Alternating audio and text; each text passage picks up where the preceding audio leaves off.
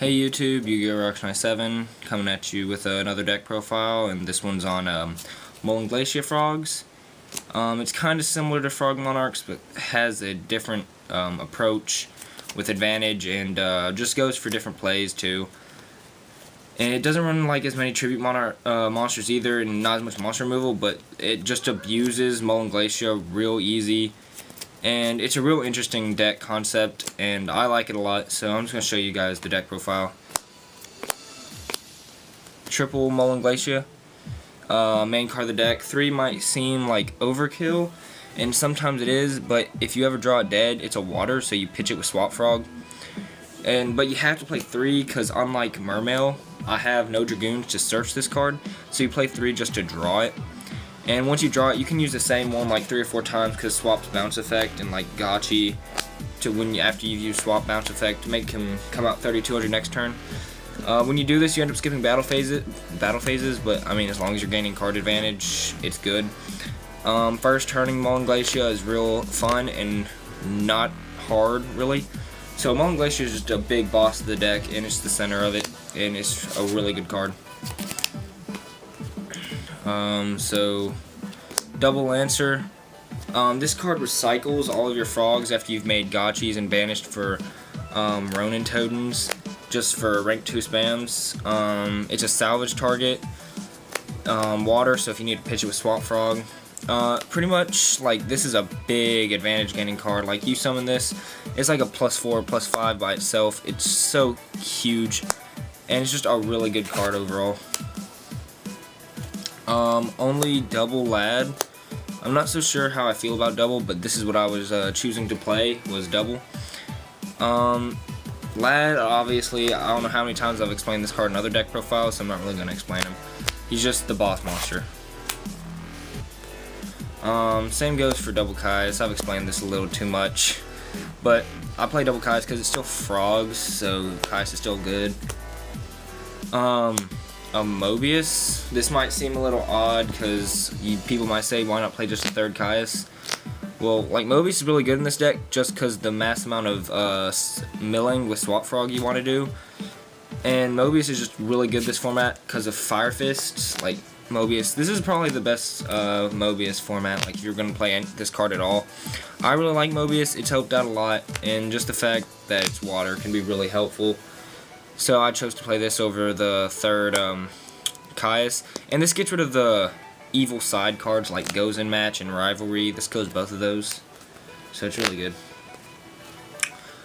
Triple Swap Frog.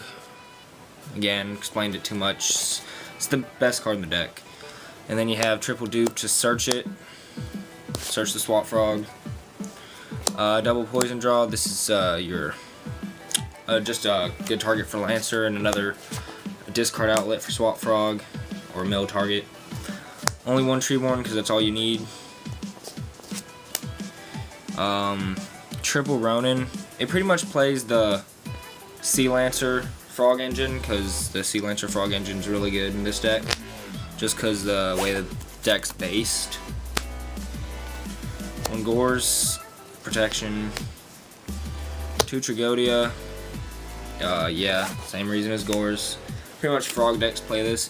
However, this deck only plays 2 Battle Faders. I'm not even so sure on the Battle Faders. Like, they seem to work good, but they have, like, unlike with Frog Monarchs, that is just based on tributing completely, this Battle Fader seems to have less synergy with this deck at all, and I'm just pretty much playing it because, again, the deck plays no traps and you gotta protect yourself. But with windups gone for the new format and less OTKs all around except for the occasional Atlantean OTK, this card doesn't seem to be doing like all that great in this deck, and Frog Monarchs is brilliant, but this deck, I don't know, 2 seems to be fine though. I mean, I just play 2. Also for space reasons, but I'm still not so sure about it. Double Duality. Yeah, Duality, get the Swap Frog.